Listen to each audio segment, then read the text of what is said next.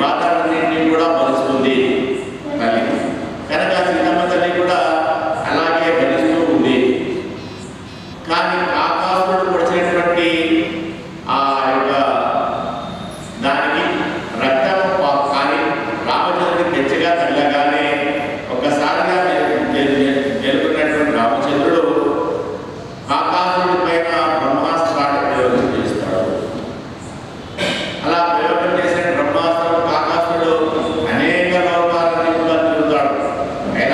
వెళ్తాడు, బ్రహ్మలోకానికి వెళ్తాడు, అన్ని లోకాలు తిరిగి తిరిగి చివరిగా అలసిపోయి ఇక ఎవరు కూడా నన్ను ఈ రామచంద్రుడు వదిలినటువంటి బ్రహ్మాస్త్రం చేత కాపాడలేరు అని ఎప్పుడైతే భావించాడో అలసిపోయి వచ్చి ఎక్కడైతే ఈ సీతారాముడు ఉన్నారో అక్కడే పడిపోయాడు. ఆ పడిపోవడం కూడా ఎలా పడ్డాడు? తల అవతల వైపు తోక రామచంద్రుడి దిశగా పడిపోయాడు ఆ కాకాసుడు. రామచంద్రుడిని ఎమరపాటు చేస్తూ ఆ యొక్క ఆకాశిక తలను రామచంద్రుడి శ్రీచరణాల వైపు మళ్ళించి, అయ్యో మన పుత్రుడు శరణు పెడుతున్నాడు కదా, వాడిని క్షమించి వదిలివేయని చెప్పేసి రక్షించమని ఆ తల్లి పురుషకారం చేస్తుంది. మీరు ఏదైతే ప్రతిజ్ఞ చేసుకున్నారో శత్రుదేవ ప్రపన్నాయ తవాస్కీతయాచకే అభయం సర్వభూతేభ్యో దదామి తత్ప్రతమ్మ, మీరు చేసుకున్నటువంటి ప్రతిజ్ఞ ఏదైతే ఉందో ఎవరైనా సరే మిమ్మల్ని శరణు పెట్టేటువంటి వాడు ఎవరైతే ఉంటారో వాడు రక్షిస్తారు అని చెప్పి మీరు అభయం ఇచ్చారు కదా. ఇప్పుడు కాకాసుడు కూడా చేస్తున్నది మిమ్మల్ని శరణాగతి చేస్తున్నాడు కాబట్టి వాడిని రక్షించి క్షమించి వదిలివేయవలసింది అని చెప్పేసి సూచన చేస్తుంది. అంటే అమ్మవారి యొక్క పురుషకారంతో మనము స్వామివారి దగ్గర రక్షించబడతాము. ఆంజనేయ స్వామి కూడా సుందరకాండలో వస్తుంది. రావణ సంహారం అయిన తర్వాత ఆంజనేయ స్వామి అమ్మవారిని పిలుచుకొని రావడానికి వెళ్ళాడు. అక్కడ ఉన్నటువంటి రాక్షస స్త్రీలందరినీ కూడా చూసి ఇంతకాలం కూడా రావణాసురుడి ఆజ్ఞ చేత ఈ తల్లిని మీరు చాలా చిత్రహింసలు పెట్టారు కదా, బాధలు పెట్టారు కదా, కాబట్టి అమ్మ నీవు ఆజ్ఞ ఇస్తే ఈ రాక్షసులందరినీ కూడా హతమా చేస్తాము అని చెప్పేసి సీతమ్మతో అంటాడు ఆంజనేయ స్వామి. అప్పుడు అమ్మవారు అంటారు కదా,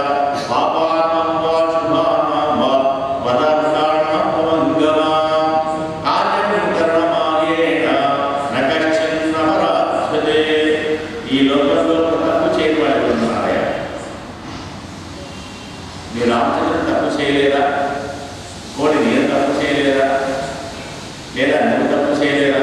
ఇలా ఈ లోకంలో ఎవరినైనా తీసుకున్నా కూడా తప్పు చేయని వాళ్ళు ఎవరు కూడా లేరు.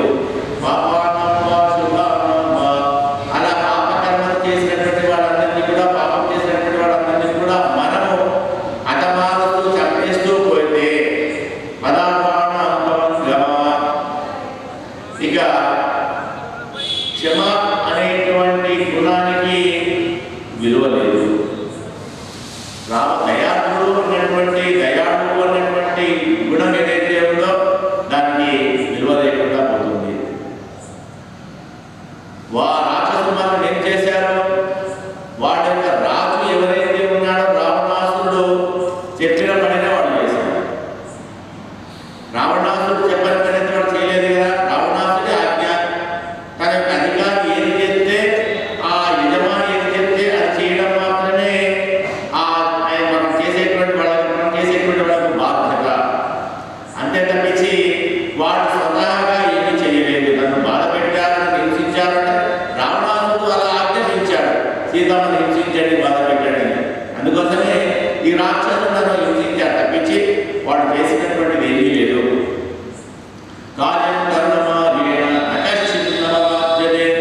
వాడు చేసినటువంటి దోషాలన్నింటినీ కూడా క్షమించి వదిలేసేవలసింది అని చెప్పేసి అమ్మవారు ఆంజనేయ స్వామి తెలియజేస్తుంది.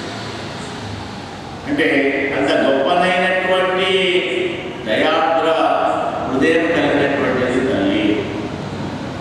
అలాంటి తల్లిని తో ఉన్నటువంటి కృష్ణ పరమాత్మను, నీలాదేవితో ఉన్నటువంటి కృష్ణ పరమాత్మను మనం ఆశ్రయించాలి అని నిన్నటి రోజు ఆ యొక్క విధానాన్ని, నీలాకృష్ణుల యొక్క విధానాన్ని రోజు ప్రార్థన చేయడం జరిగింది.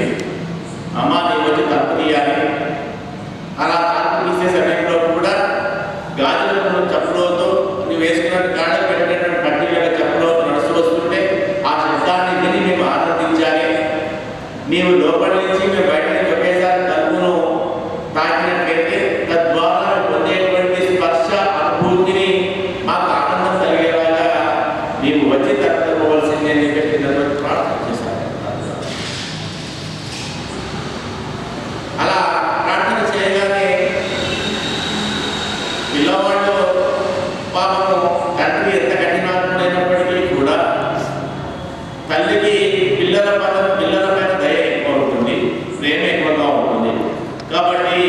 వీళ్ళంతా ఆ నీలాదేవిని ప్రార్థన చేయగానే అమ్మవారు వచ్చి ఆ తలుపులు తెరవాలి అని చెప్పేసి అనుకొని వస్తున్నారు. అలా వస్తున్న సమయంలో ఒకసారి కృష్ణ పరమాత్మ ఆ నప్పిన నీలాదేవి యొక్క చేతులను పట్టుకొని గట్టిగా వెనక్కి లాగేశారు. అలా గట్టిగా వెనక్కి లాగగానే అమ్మవారు వచ్చి మళ్ళీ శయ్య పైన పడింది. అలా పడినటువంటి అమ్మవారి పైన మళ్ళీ లేచి వెళ్ళి తలుపు తీయకుండా ఉండడం కోసమని కృష్ణ పరమాత్మ ఆ అమ్మవారి యొక్క స్థలం పైన పడుకొని ఉన్నాడట. మళ్ళీ అమ్మవారు లేచి వెళ్ళి తలుపు తీయకుండా ఆ యొక్క దృశ్యాన్ని చూసినటువంటి ఈ గోదావరి అంతా కూడా వాళ్ళు ఈసారి ఇద్దరిని కలిపి ప్రార్థన చేస్తున్నారు. కృష్ణ పరమాత్మతో పాటు నీలాదేవిని కూడా ఇద్దరిని కలిపి ప్రార్థన చేస్తున్నారు. భాషను అనుసంధానం చేసుకుందాం, విశేషాలు తెలియజేసుకుందాం. గుర్తు విడకరియా కొట్టకాల్ కట్టెల్ మే నట్టన్న పంచశయ నట్టిల్ మేలేరి కొత్తల కుంగుశం నప్పిన్నై కొంగై మే మైత్తే కిడంద திருவாய் மைத்தனம் கண்ணினாய் நீயல் மணாலை எத்தனை போதும் துயிலே ஒட்டாய் எத்தனை திருவாதியுள்ளாயா தத்தவமன்றும் கலகமே ఏలోరమ్మాయ్.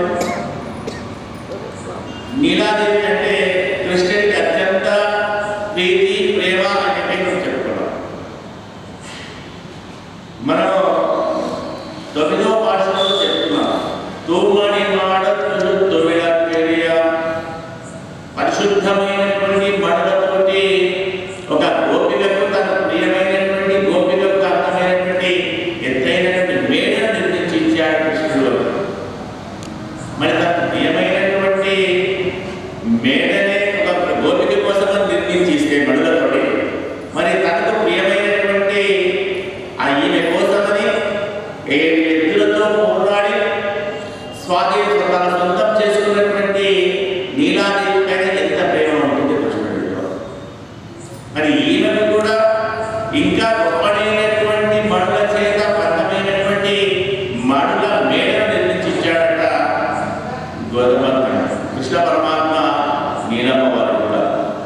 కాబట్టి ఈ మడులలో ఉన్నటువంటి లోకమైన దృశ్యమంతా కూడా ఈ గోదావరికి చాలా స్పష్టంగా కనబడుతూ ఉంది. ఆ మడుల మీద లోపల ఎలా ఉన్నదట? కొత్తు విడక్కెరియా కొట్టుకాల్ కట్టెల్ మే మెత్తన్న పంచశయనెన్నెలేరి. ఆ మడుల మీద లోపల కొత్తు విడక్కెరియా ఒక 5 దీపాలు వెలుగుతున్నటువంటి ఒక చెమ్మె ఉన్నది. అంటే చెమ్మె అని 5 దీపాలు అందులో వెలుగుతూ ఉన్నాయట. ఆ వెలుగు లోపల ఉన్నటువంటి ఆ మడుల మేడలో ఉన్నటువంటి ఈ మిథునము కృష్ణా నీళ్ళ యొక్క మిథునం ఏదైతే ఉందో ఆ దృశ్యమంతా కూడా చాలా స్పష్టంగా వీళ్ళకు గోచరిస్తూ ఉంది. గుర్తు విడక్కెరియా ఆ దీపము అంటే 5 దీపాలు 5 జ్యోతులతో వెలుగుతుందట. అంటే 5 జ్యోతుల లోపల వచ్చేటువంటి కాంతి ఏదైతే ఉందో మనకు పరమాత్మ కనిపించాలి. మనకు పరమాత్మ ఎలా కనపడతాడు అంటే మనకు 5 రకాలుగా మనం పరమాత్మను చేరుకోవచ్చు. ఏంటా 5 రకాలుగా పరమాత్మను చేరుకోవచ్చు? వేదాల్లో పరమాత్మ కనిపిస్తాడు. అదేవిధంగా పురాణాలలో పరమాత్మ కనిపిస్తాడు, శాస్త్రాలలో పరమాత్మ తెలుస్తాడు, ఇతిహాసాలలో పరమాత్మ తెలుస్తాడు, దివ్య ప్రబంధాలలో కూడా పరమాత్మ తెలుస్తాడు. పరమాత్మ ఎవరు? పరమాత్మ తత్వం ఏమిటి?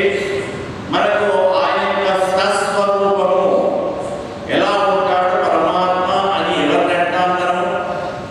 శ్రీ మహావిష్ణువు మాత్రమే మనం పరమాత్మ ఎందుకంటున్నాం. ఇతరమైనటువంటి దేవతాంతరాలను పరమాత్మ ఎందుకనడం లేదు. శ్రీ మహావిష్ణువు మాత్రమే, శ్రీమన్నారాయణ మాత్రమే పరమాత్మ అని చెప్పేసి చెప్తున్నాం.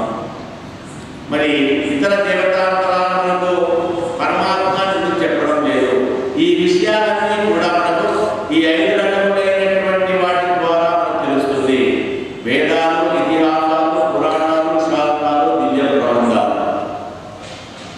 కాబట్టి ఈ 5 రకాలైనటువంటి జ్యోతులతో విప్పుడుతున్నటువంటి ఒక ఎత్తైనటువంటి దీపం చెమ్మ ఉంది. అక్కడ చాలా ప్రకాశవంతంగా దీపాలను కూడా తెలుస్తున్నాయి. మరి పరమాత్మ యొక్క దర్శనం మనకు కావాలి అంటే ఎలా ఉంది? పరమాత్మ దర్శనం పరమాత్మగా ఉల్లాస బాలిన సంతలోకి నిర్వాహకులగిరినే జటాక్షరీల శ్రీరంగరమ్య హరిమంగళ దీపరేఖ శ్రీరంగరాజేశీం శ్రియమాశ్రయామః. అమ్మవారి సాక్షాత్ మంగళస్వరూపిణి శ్రీరంగరమ్య హరిమంగళ దీపరేఖ. ఆ పరమాత్మను దర్శనం చేయించేది ఎవరు అంటే అమ్మవారి దర్శనం చేయిస్తారు. ఎలా ఉంటారట అమ్మవారు? ఎక్కడ ఉంటారట అంటే అమ్మవారు ఎప్పుడైతే ఆ 7 అసుర ఆవేశం కలిగిన ఎద్దులన్నింటినీ కూడా కట్టివేసి నీలాదేవిని వివాహం చేసుకున్నాడు. వివాహం చేసుకుని తన ఇంటికి తీసుకొని వచ్చాడు. ఆ ఇల్లు ఎక్కడిది అంటే తన హృదయం అనబడేటువంటి ఇంటి లోపల అమ్మవారు చాలా స్థిరంగా వేయించేసి ఉన్నారట. మరి అలా వేయించేసి ఉండాలి అంటే ఈయన పెట్టినటువంటి ఏదో మడలతోటో లేదా మన ఏ విధంగానేటువంటి అలా మనకు పరమాత్మ అనిపించాడు. ఆమెకు ప్రీతికరమైనటువంటి భోగ్యమైనటువంటి వస్తువులకి చక్కగా అలంకారం చేసుకుంటుంది తన ఇంటినంతా కూడా. ఎక్కడ ఉంటారు అమ్మవారు? ఈశానాం జగదోస్య వెంకటపతే విష్ణోపదాం ప్రేయసీం తద్వక్షస్థల నిత్యవాసరసిగా తక్షాంతి సంవర్ధినీం పద్మాలంకృత పాణిపల్లవైలాం పద్మాసనస్తాశ్రియం వాత్సల్యాది గుణోజ్వలాం భగవతీం వందే జగన్మాతరం.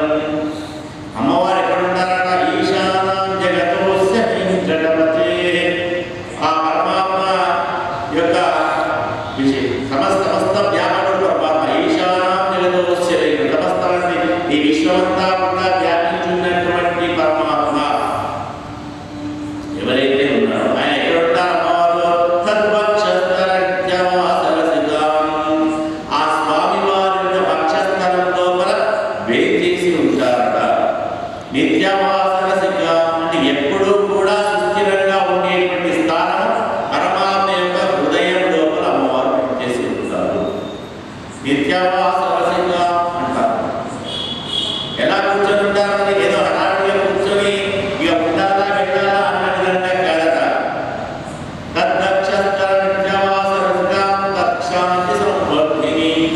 అలా ఏం చేసి ఉండి తన యొక్క బంగారు వర్ణము చేత కాంతినంతా కూడా అన్ని వైపులా కూడా విస్తరింప చేసి ఆ పరమాత్మ నీలమేఘశ్యాముడైనటువంటి పరమాత్మను మనకు చక్కగా దర్శనం చేయిస్తుందట అమ్మవారు. అలా దర్శనం చేసిన పద్మాలంకృత పాణిపల్లవైలాం పద్మాసనస్తాశ్రియం. చక్కగా పద్మాసనం చేసుకొని పద్మంలో కూడా 2 చేతుల్లో కూడా పద్మాలను ధరింప చేసుకొని సుస్థిరంగా వేయించేసి ఉంటుంది. ఇదే నా శాశ్వతమైనటువంటి స్థానము, ఇక్కడే నేను ఉండేటువంటి స్థానం అని అలా వేయించేసి ఉంటుంది అమ్మవారు. అలా బంగారు వర్ణంతో ఉండేటువంటి అమ్మవారు స్వామివారు నీలమేఘశ్యాముడు. కాబట్టి ఆ నీలమేఘశ్యాముడి పైన బంగారు వర్ణం ఒక్కసారిగా ప్రకాశిస్తూ ఉంటే ఎలా కనబడుతుందో మనకు వేదం తెలియజేస్తుంది. నీలతో వేద మధ్యస్థ విద్యుల్లేఖే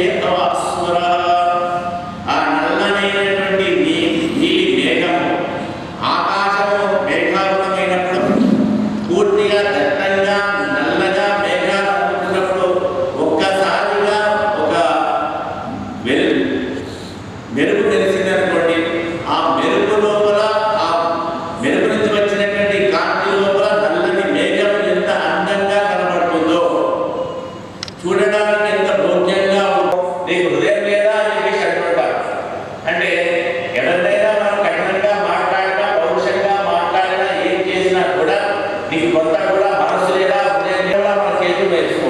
ఎక్కడ పెట్టుకుంటాం మనం? మన యొక్క హృదయం ఎక్కడైతే ఉందో అక్కడ పెట్టుకొని మన హృదయం లేదా మనసు లేదా వాత్సల్య అది గుణోజ్వలం. వాత్సల్యము అనబడేటువంటి ఒక గొప్పడైనటువంటి గుణాన్ని పరమాత్మలో నుంచి జన్మ ఇచ్చిన తర్వాత దానిపైనంతా కూడా మైల ఉంటుంది. ఆ చిన్న దూడకు ఉన్నటువంటి మైలను ఆ మైల ఏదైతే ఉందో దాన్ని వత్స అని చెప్పేసాడు. ఆ వత్సను వచ్చేస్తే అంటే అమ్మవారు ఆ కస్తూరి తిలకాన్ని ధరించే సమయం లోపల ఆ కస్తూరి పెట్టుకోవడంలో అదంతా పొడి పొడిగా ఉంటుంది కదా, కుంకుమంతా కూడా. అది ఆ పెట్టుకున్నప్పుడు అక్కడ ధరించడంతో కాస్త పడి అమ్మవారికి విశాలమైన వక్షస్థలం పైన కుంకుమ పడుతున్నారు. కమలాకు యచోజు కుంకుమతో నియతాకు నితాకుల నీలతను అంటే మనకు వెంకటేశ్వర స్వామి స్తోత్రం ప్రారంభమవుతుంది. కమలాకు యచోజు కుంకుమతో నియతాకు నితాకుల నీలతను కమలాయ తలోచనతో కపటే విజయీకవ వెంకట శైలపతే. అలా అమ్మవారు ధరించేటువంటి కుంకుమ ఏదైతే అమ్మవారి విశాల వక్షస్థలం పైన పడి ఆ విశాల వక్షస్థలంలో ఉన్నటువంటి ఆ వెంకటనాథుడు మాకు విజయం చేకూర్చుగాక, అమ్మవారితో ఉన్నటువంటి స్వామి మాకు విజయాన్ని ప్రసాదించుగాక అని చెప్పేసి మనం స్వామివారిని స్తోత్రం చేస్తూ ఉంటాం. అలా అంటే అమ్మవారితో ఉంటేనే మనకు స్వామివారి అనుగ్రహం కలుగుతుంది. అందుకోసమని ఈరోజు ఇంతని ప్రార్థన చేస్తూ ఉంటాం మీరంతా కూడా. ఆ శరీరం అక్కడ ఆ మంచం పైన ఉన్నటువంటి ఆ కృష్ణా నీళ్ళు ఇద్దరు కూడా చక్కగా కొత్త విడకరే కోటుగా ఆ శయ్య కూడా ఎలా ఉందట, ఆ శయ్య కూడా కువలయ పీడనం చేసిన తర్వాత దాన్ని 4 దంతాలు చతుర్థంతి ఆ యొక్క కువలయం అనేటువంటి ఏనుగు. ఆ ఏనుగు హతమార్చిన తర్వాత దానికి ఉన్నటువంటి 4 దంతాలు ఏవైతే ఉన్నాయో ఆ 4 దంతాలను తీసుకొని వచ్చి అమ్మవారు వీరపత్ని కదా లీలాదేవి, కాబట్టి ఆ వీరపత్నికి 4 ఏనుగు దంతాలతోటి 4 కాటలు చేసి చెయ్యని ఏర్పాటు చేశాడట అమ్మవారి కోసం అని చెప్పేసి. అలా గొప్పనైనటువంటి వీరత్వంతో కువలయ అంటే గొప్ప మదగజంతో ఉన్నటువంటి ఏనుగును హతమార్చి తీసుకువచ్చాడు. అది మదగజాన్ని హతమార్చాలి, కువలయ పీఠం చేయాలి అంటే అది అంత సులభమైనటువంటి పని కాదు. ఎంత గొప్పగా ఎంత వీరత్వంతో పోరాడితే అది కూడా బ్రతికి ఉన్నటువంటి ఏనుగు యొక్క దంతాన్ని ఉడబెట్టాలి అంటే చాలా కష్టమైనటువంటి పని. ఎంత బల సంపద ఉండాలి, ఎంత దృఢంగా ఉండాలి, దానికి సంబంధించి ఏనుగుని ఎలా లొంగ తీసుకోవాలో తెలవాలి. అలా తెలిసి దాన్ని లొంగ తీసుకోగలిగితేనే అప్పుడే దానిపై దంతాలను పీకేసి దాన్ని హతమార్చగలుగుతాం మనం ఏనుగును. కాబట్టి తన వీరత్వంతో పొందినటువంటి ఆ కువలయ ఏనుగు దంతాలను తీసుకొచ్చి ఆ నీలాదేవి యొక్క శయ్యని ఏర్పాటు చేశాడట పరమాత్మ. కువలయము అంటే వలయము అంటే భూమి, కు అంటే ఈ భూమి పైన ఉన్నటువంటి దుష్ట వాతావరణం ఏదైతే ఉందో, దుష్ట రాక్షసులు ఎవరైతే ఉన్నారో, భూ వాతావరణంతా కూడా చెడగొట్టేటువంటి రాక్షసులు ఎవరైతే ఉన్నారో వాటినందరినీ కూడా తొలగించేటువంటి వాడు పరమాత్మ. కువలయ పీడనము అంటే దుష్టులను హతమార్చేటువంటి వాడు. అది ఎవరు చేస్తాడు? కృష్ణ మాత్రమే పరమాత్మ మాత్రమే చేయగలడు, కృష్ణ మాత్రమే చేయగలుగుతాడు. అందుకోసమే కువలయ పీడనం. అందుకోసమే ఎంతమంది రాక్షసులు కృష్ణుడి దగ్గరికి వచ్చినా కూడా అందరినీ కూడా హతమార్చేశాడు కృష్ణ పరమాత్మ. ఎవరిని కూడా పిలిచలేదు, వచ్చిన వాళ్ళని వచ్చినట్టు హతమార్చేశాడు. అంటే దుష్ట సంహారం చేసేశాడు పరమాత్మ. అలా ఈ భూమికి ఉన్నటువంటి భారమైనటువంటి దుష్టులు ఎవరైతే ఉన్నారో వాటి యొక్క పీడన ఎవరికి కూడా కలగకుండా వాళ్ళ పీడను తొలగించేటువంటి వాడు. దాన్ని మనం కువలయ పీడనం అని చెప్పేసి అంటాము. ఆ ఏనుగు యొక్క దంతాలు తీసుకువచ్చి మంచాన్ని ఏర్పాటు చేశాడు. ఆ మంచానికి 4 కోళ్ళు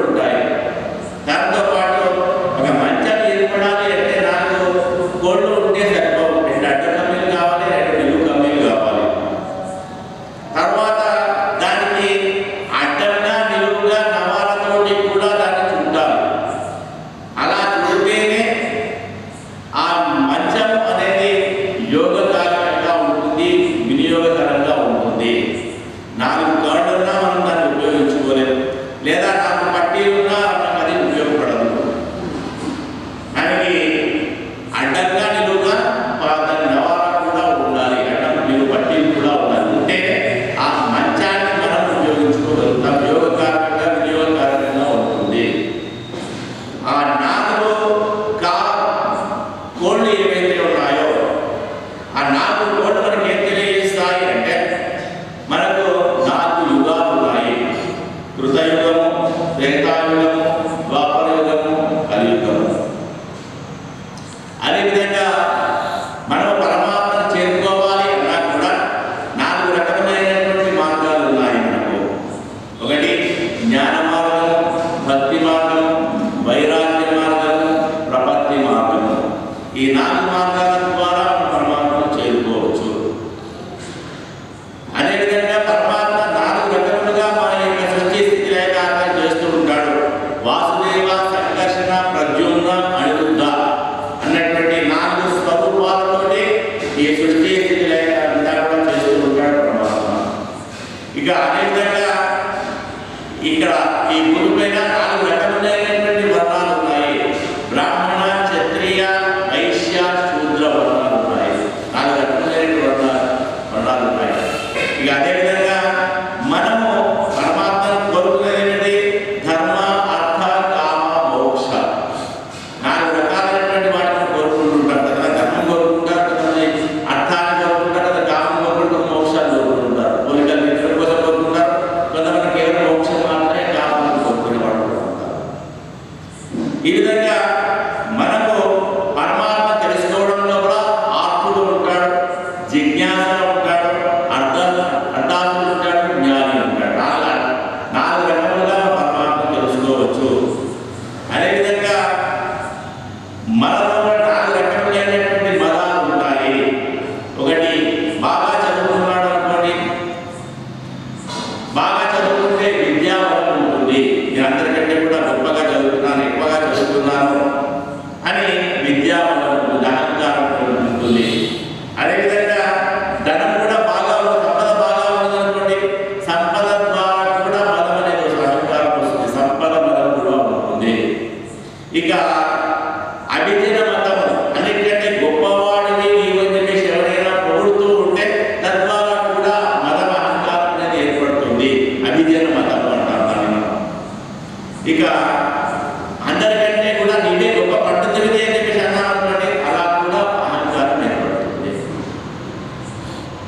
కాబట్టి 4 రకములైనటువంటి అహంకారాలు మతాలు మనలో ఉంటాయి.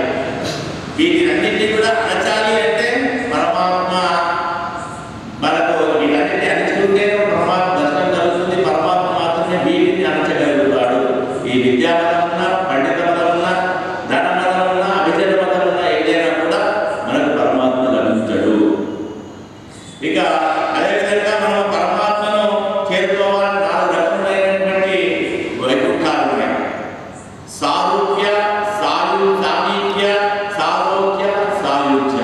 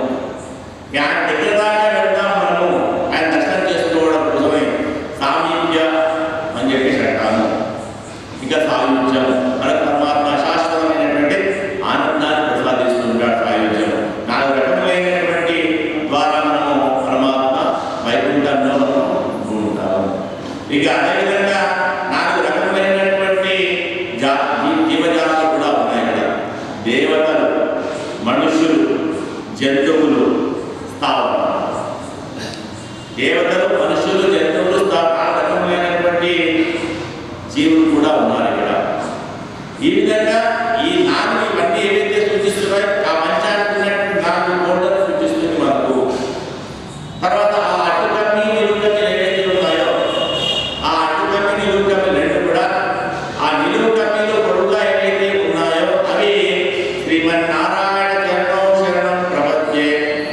మొదటి చరణం ఏదైతే ఉందో అది ఒక అద్భుతమని చూపిస్తుంది. శ్రీమతే నారాయణాయ నమః అన్నది ఇంకొక అద్భుతమని సూచిస్తుంది.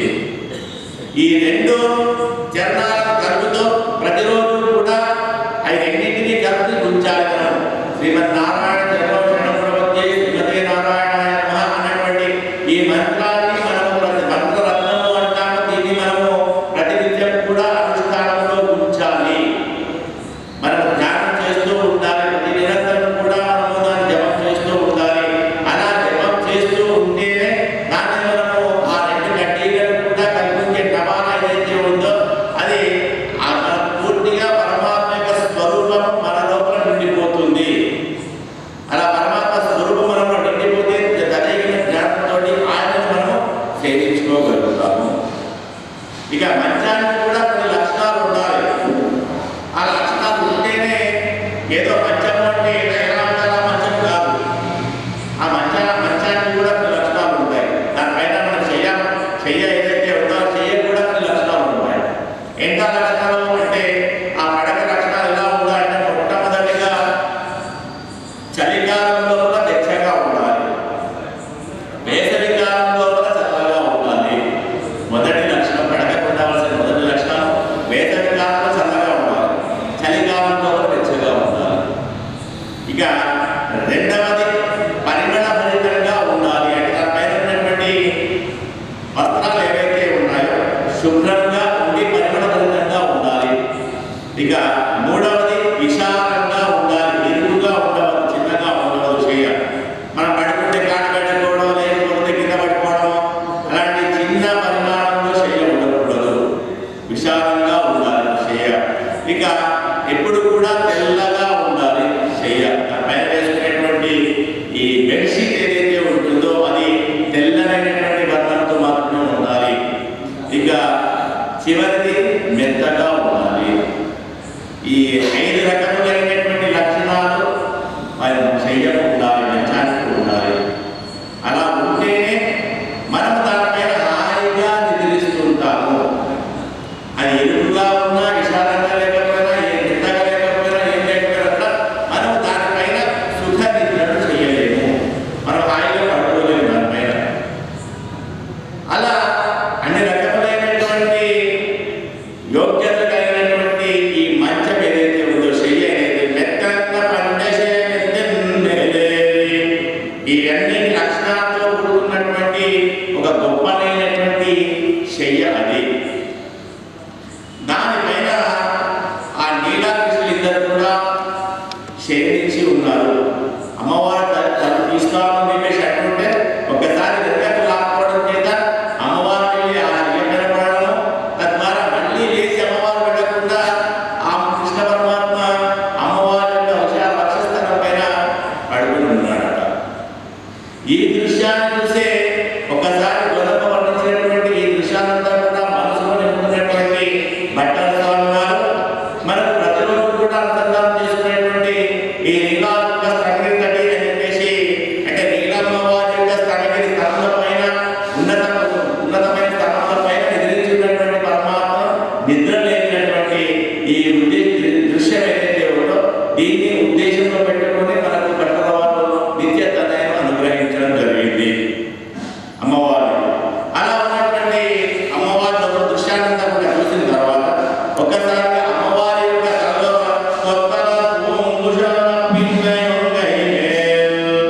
అమ్మవారిని కూడా పుష్పాలను ధరించి ఉన్నారట.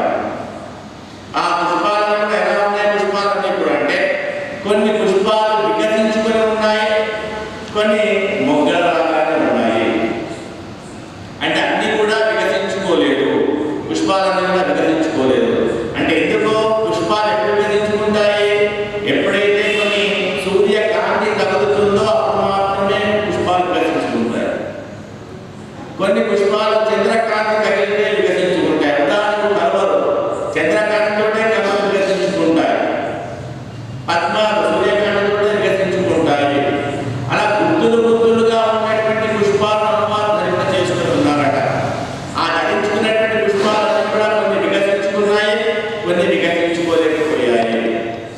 అంటే ఎవరైతే పరమాత్మ చేత అనుగ్రహించబడ్డారో, అలా అనుగ్రహించబడ్డ వారంతా కూడా వారందరికీ కూడా ఆనందం వేస్తుంది. పరమాత్మ అనుగ్రహించే ఆనందం వేసినప్పుడంతా కూడా వికసించబడుతుంది. పరమాత్మ ఆనందం కలిగినప్పుడు వికసించబడతాం అంతా కూడా. ఇంతకాలం కదా ఇంత ఎదురు చూసింది ఈ యొక్క అనుగ్రహమే కదా స్వామి అని మన మనసంతా కూడా తొలగితమై ఆనందంతో మనమంతా కూడా మన ముఖంతా కూడా వికసించినట్లుగా కనబడుతుంది.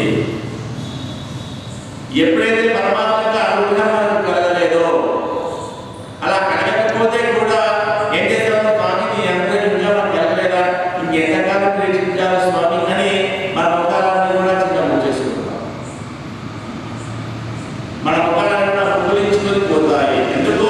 పరమాత్మ చంద్ర సూర్య ఉచ్చ నేత్రే, ఆయన నేత్రాలు ఎలా ఉంటాయంట, ఒక కన్ను చంద్రుడు లాగా, ఒక కన్ను సూర్యుడు లాగా ఉంటే ఆ యొక్క కాంతిని పుష్పాల పైన ప్రసరించేలాగా చేస్తారు. ఒక ఆయన ఆ గొప్పడైనటువంటి భక్తుడిని అని చెప్పేసి అనుకున్నాడు. అందుకని ఆయన ప్రతిరోజు ప్రతిరోజు కూడా హరినామ సంకీర్తన చేస్తూ ఉంటాడు. హరినామ సంకీర్తన చేస్తూ ఉంటే ఆనందంగా ఆ సంకీర్తనతో ఆనందిస్తూ ఉన్నాడు. ఆయన నారద మహర్షి వచ్చాడు. అప్పుడు రాగానే ఈయన అడిగాడు, స్వామి మీరు ఎక్కడికి వెళ్తున్నారు? నేను వైకుంఠానికి వెళ్తున్నానయ్యా అంటే, అలాగా, సరే మరి నాకు మోక్షం ఎప్పుడు వస్తుందో కనుక్కోండి అని చెప్పేసి చెప్పాడు. అలాగే అనుకున్నాడు. సరే కనుక్కుంటానని చెప్పేసి చెప్పాడు. కొంత దూరం వెళ్ళాడు. అక్కడ ఇంకొక అతను అందరితో పాటు కూర్చొని భజన చేస్తూ ఉన్నాడు. ఆయన దగ్గరికి వెళ్ళి ఆయన కూడా అలాగే అడిగాడు, నేను వైకుంఠానికి వెళ్తున్నాను, నీకేమైనా తెలుసుకోవాలనుకుంటున్నావు? స్వామి నాకు మోక్షం ఎప్పుడు లభిస్తుందో, వైకుంఠం ఎప్పుడు లభిస్తుందో కానీ స్వామి వారిని అడిగి తెలియజేయండి. మనం వెళ్ళారు. వెళ్ళిన తర్వాత ఆయన అడిగాడు. స్వామి వారిని అడిగితే, ఎవరైతే అందరితో కూర్చొని భజన చేస్తూ ఉన్నాడో ఆయనకు ఇప్పుడు కాదు, ఈ జన్మలో ఆయన మోక్షం లేదు, ఇంకొక 2 జన్మల తర్వాత ఆయన మోక్షం ఉంది అని చెప్పేసి చెప్పాడు. మాకు ఈయన ఎప్పుడూ ఒంటరిగా కూర్చొని నిరంతరం కూడా ధ్యానం చేస్తూ ఉన్నాడో ఆయనకు అది ఆయన మోక్షమే లేదు, ఆయన కర్మ ఇంకా పూర్తి కాలేదని చెప్పి చెప్పాడు.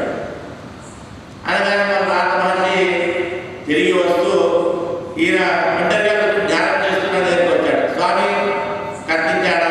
స్వామి శ్రీమన్నారాయణ వెళ్ళాను, వైకుంఠానికి వెళ్ళాను, కనుక్కున్నారా? కనుక్కున్నాను. ఏం చెప్పాడు? నీకు ఇప్పటికీ నీకు మోక్షం లేదు, కర్మ పూర్తి కాలేదట, నీ యొక్క ఇంకా చాలా జన్మలు ఎత్తితే కానీ నీకు మోక్షం లేదని చెప్పి చెప్పాడు స్వామి. అనగానే ఒక్కసారిగా ఆవేశపడ్డాడు. ఇంత భక్తితో చేస్తున్నాను, నేను ఇంత గొప్పగా ధ్యానం చేస్తున్నాను, నాకు మోక్షం లేకపోవడం ఏమిటి? మీరు పొరపాటు పడ్డారని అబద్ధాలు ఆడుతున్నారు అని చెప్పేసి మీరేం చెప్పారేమో స్వామి వారికి అని చెప్పేసి ఆ నారద మహర్షి పైన చేశాడు. పాపం అందరితో కూర్చున్నటువంటి ఆయన దగ్గరికి వెళ్ళాడు. స్వామి కలిశారా? కలిశాడు. ఏమన్నాడు?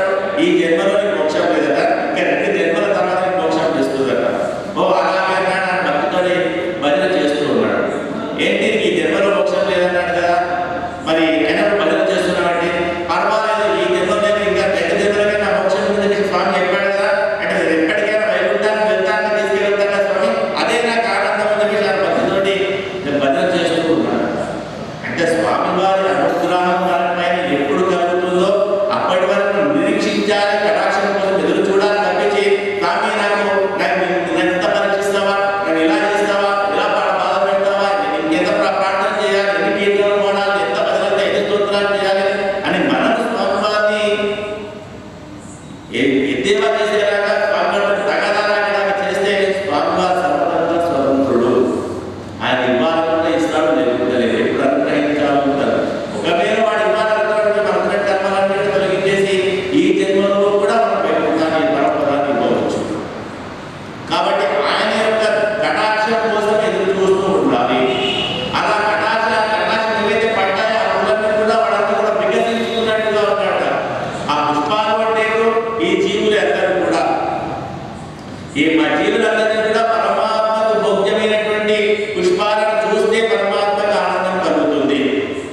మనమైతే ఎత్తుగా మనం పుష్ప కైంకర్యం ఎందుకు చేస్తుంటాము అంటే పుష్ప కైంకర్యం చేస్తున్నాము అంటే మన జీవులను మనము ఆత్మ సమర్పణ చేసుకుంటున్నాం, పరమాత్మకి సమర్పణ చేసుకుంటున్నాం.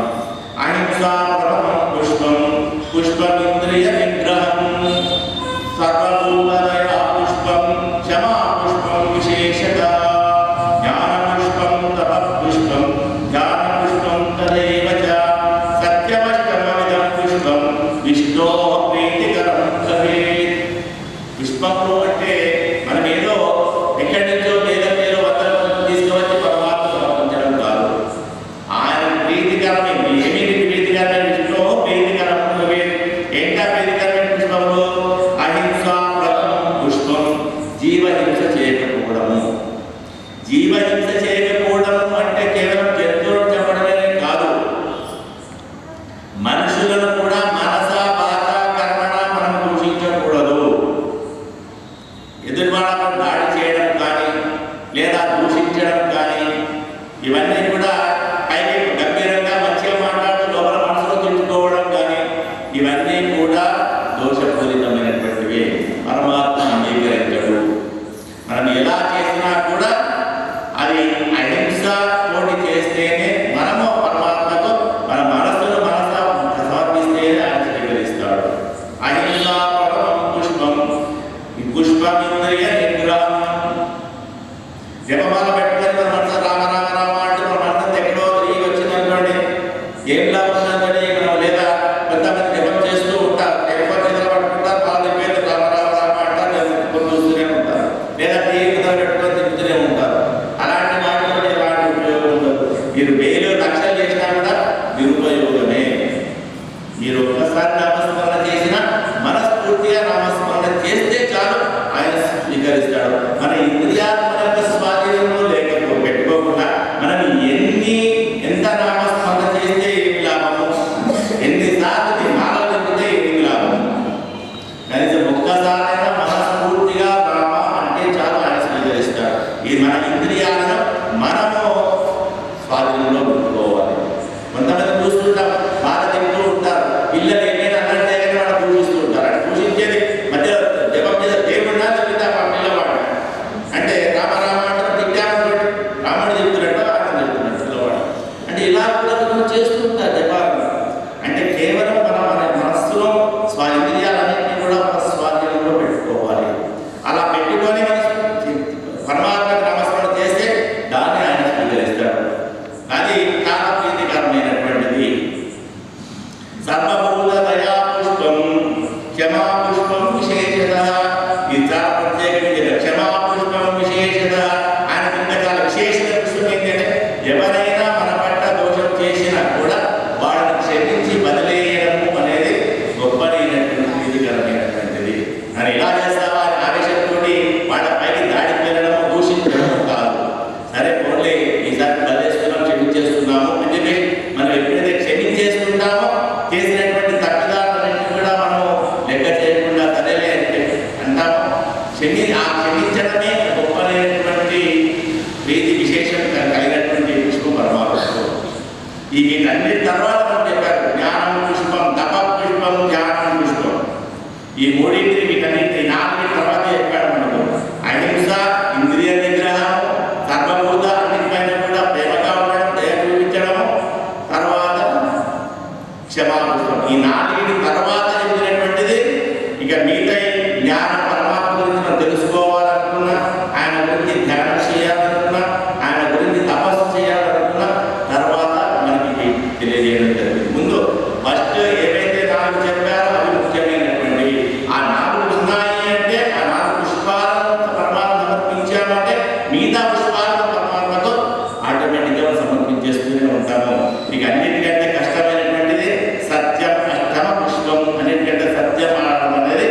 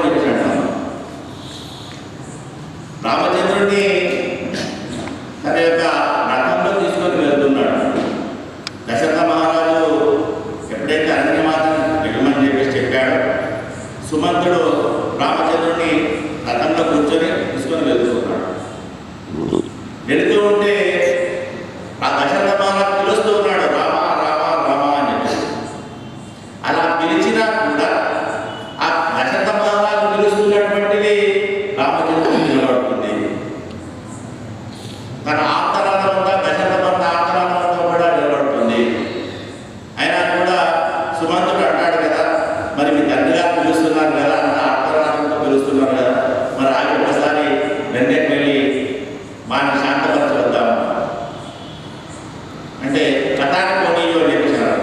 మరి నేను మళ్ళీ వెళ్ళిన తర్వాత అడుగుతాను కదా, నేను ఇంత ఆటరాత్రులు ఇచ్చిన రామచంద్రుడు నిలబడలేదా అని. నిలబడ్డది కదా, మరి రామచంద్రుడు అంటాడు కదా వినబడలేదు అనే చెప్పాడు. నేను చెప్పాను ఎందుకు తిరిగి వెళ్ళడం దానికన్నా ముందర చేయవలసినటువంటి కార్యక్రమం ఎక్కువగా ఉంది. కాబట్టి పెద్దదైన ధర్మం నిలబెట్టాలి అంటే చిన్నదైనటువంటి అధర్మం చేయడంలో తప్పు లేదు. మన ధర్మం నిలబెట్టడం కోసం, సత్యం నిలబెట్టడం కోసం అని చెప్పేసి దానికి రోజు కథ చెప్తున్నాను.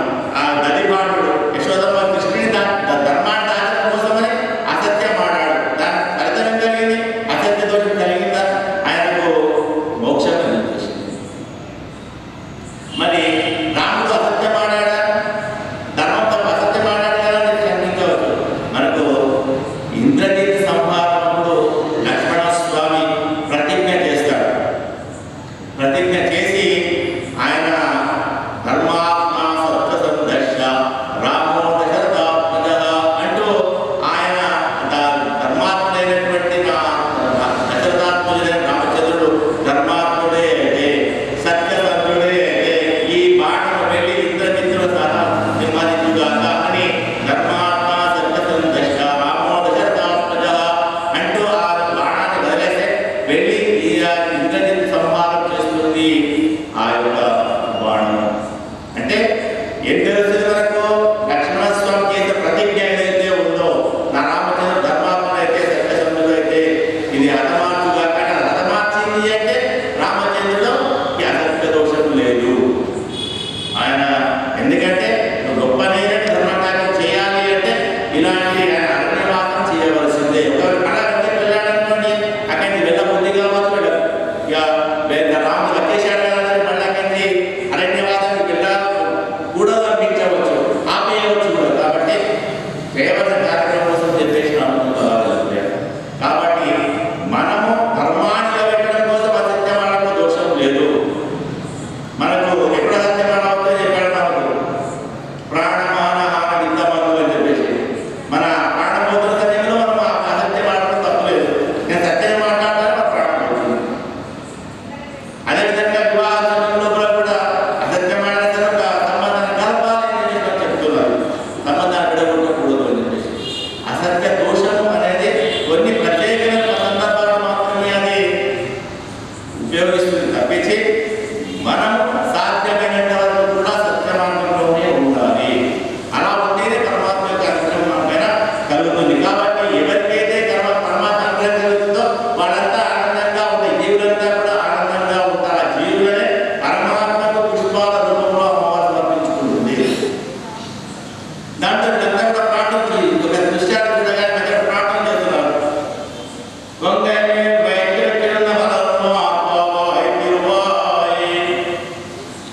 అలా ఉన్నటువంటి కృష్ణ పరమాత్మని అంతా కూడా ప్రార్థన చేస్తూ ఉన్నారు.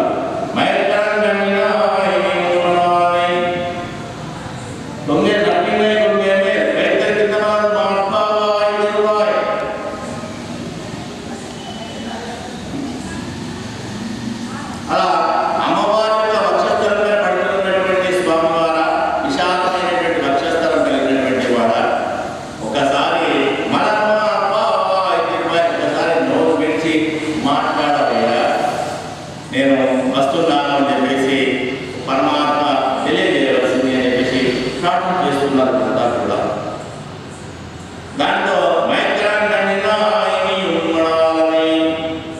ఎప్పుడైతే స్వామివారు ప్రార్థన చేశారో మీరు వీళ్ళంతా కూడా గోదావరి స్వామివారు ప్రార్థన చేశారు. ప్రార్థన చేయగానే ఒక్కసారిగా అమ్మవారు తన యొక్క కంటి నల్లనైనటువంటి విశాలమైనటువంటి కళ్ళతోటి కృష్ణుని ఒకసారి ఇలా చూసిందండి. మాట్లాడారో బాగుండదు. ఎందుకో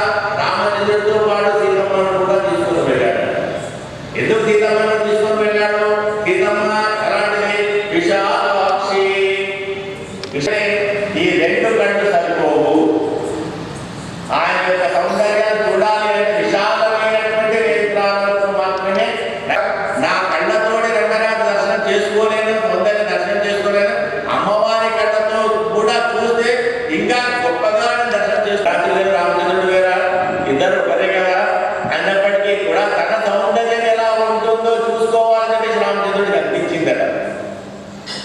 అలా అనిపించి అక్కడ శ్రీరంగంలో మనకు రంగనాథ స్వామి దర్శనం చేసుకున్న సమయంలో అక్కడ ఒక స్తంభం ఉంటుంది, దాన్ని ఆమోద స్తంభము అని చెప్పేసి అంటారు. ఆ ఆమోద స్తంభం ఎందుకు ఉంటుంది? రంగనాథుడి యొక్క దివ్యమంగళ స్వరూపాన్ని, ఆ యొక్క సౌందర్యాన్ని జీవులు ఎవరైతే ఉన్నారో, ఎవరైతే మిమ్మల్ని ఇద్దరిని కూడా ఆశ్రయించి మీకోసమని వచ్చినటువంటి వాళ్ళు ఉన్నామో, మమ్మల్ని అనుగ్రహించడం కోసం మీ యొక్క నేత్ర సౌందర్యం కావాలి.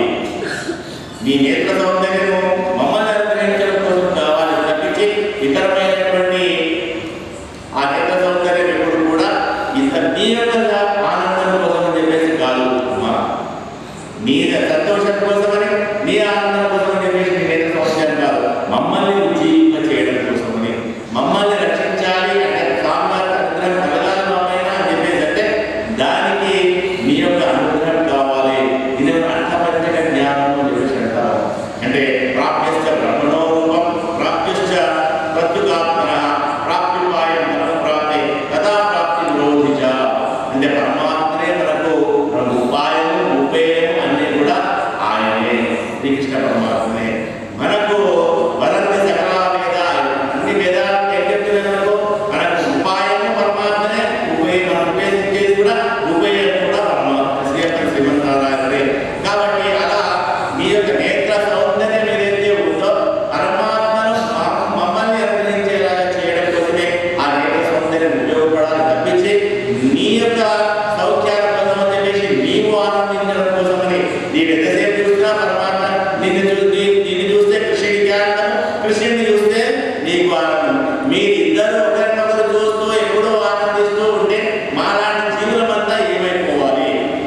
మీ ఇద్దరు కూడా మీ ఆనందం, మీ సౌందర్యం అంతా కూడా మాకు ఉపయోగపడాలి.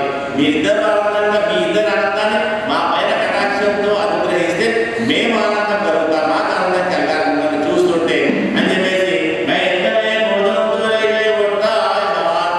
ఎంత సౌందర్యంతో కృష్ణుడిని మాట్లాడకుండా చేయడం కదన్నా. కనీసం నువ్వు కృష్ణుడు మాట్లాడలేదు, నీవేం మాట్లాడవచ్చు కదా, ఒక మాట అలా వస్తున్నానా వస్తానా అని చెప్పేసి మాట్లాడవచ్చు కదా. నీవు మాట్లాడడం లేదు, కొన్ని కృష్ణుడి కూడా మాట్లాడించడం లేదు. నీ యొక్క నేత సౌందర్యంతో ఆయన మాట్లాడకుండా బందీని చేసేస్తున్నావమ్మా. కాబట్టి అలాగే నీ యొక్క ఉన్నటువంటి లక్షణం, దయా అనేటువంటి లక్షణం ఏదైతే ఉందో దానికి విరోధమని అదంతా కూడా విరుద్ధంగా కనబడుతుంది ఉన్నటువంటి గుణానికి. కాబట్టి మమ్మల్ని అనుగ్రహించి నీవు వచ్చి మా తప్పు చేసి మమ్మల్ని అనుగ్రహించవలసిన తత్వం వల్ల మీరు బయట ఒకసారి ఈ స్వరూపానికి విభిన్నంగా ఉన్నటువంటి అనుగ్రహించకుండా ఉన్నటువంటి స్వరూపం ఏదైతే ఉందో అలా కాకుండా మీరిద్దరు కూడా ఒకరిని మించినటువంటి ఒకరు దయాద్రయుడు. ఒకతను రంగనాథ స్వామి ఆలయం నుంచి వెళ్తూ ఉన్నాడు. వెళ్తూ ఉంటే అతను అనేక చెత్త ఎదుర్కొనేటువంటి ఒక అతను ఉన్నటువంటి చెత్తనంతా కూడా పోగు చేసుకుని సంచిలో వేసుకుంటూ వెళ్తూ ఉంటాడు. అలాంటి అతను రంగనాథ స్వామి ఆలయం నుంచి వెళ్తూ ఉంటే ఆ సంచి కాస్త బరువు అయిపోయింది, పక్కన పెట్టుకున్నాడు. పక్కన పెట్టేసి ఆ చేతుకున్నటువంటి దుమ్మునంతా కూడా దుబ్బేసుకొని దేవుడు కనబడ్డాగా నమస్కారం చేసుకున్నాడు.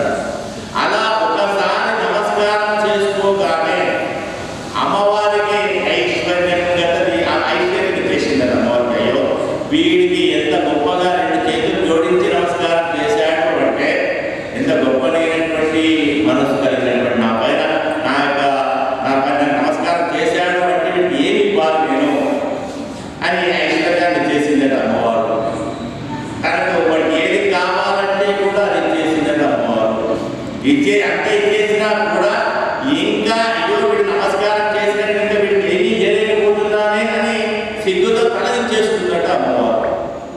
అంటే ఒక్కసారి నమస్కారం చేస్తే చాలు, సర్వదేవ ప్రపన్నమాయ, ఒక్కసారి నమస్కారం చేసుకుంటే చాలు. మనకు అహం దూరదస్తే పదాం పోతే ప్రణామే చేయాలి సేవ కరోమి సకృత్ సేవాయ సేవా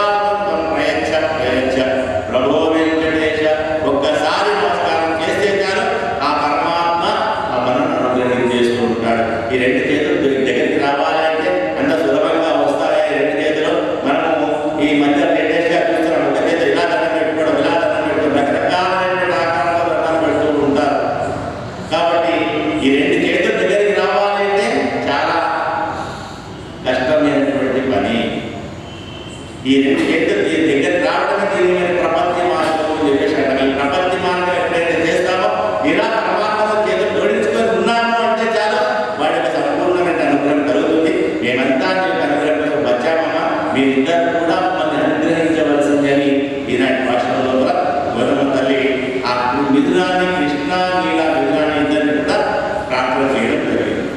తూర్పు విడక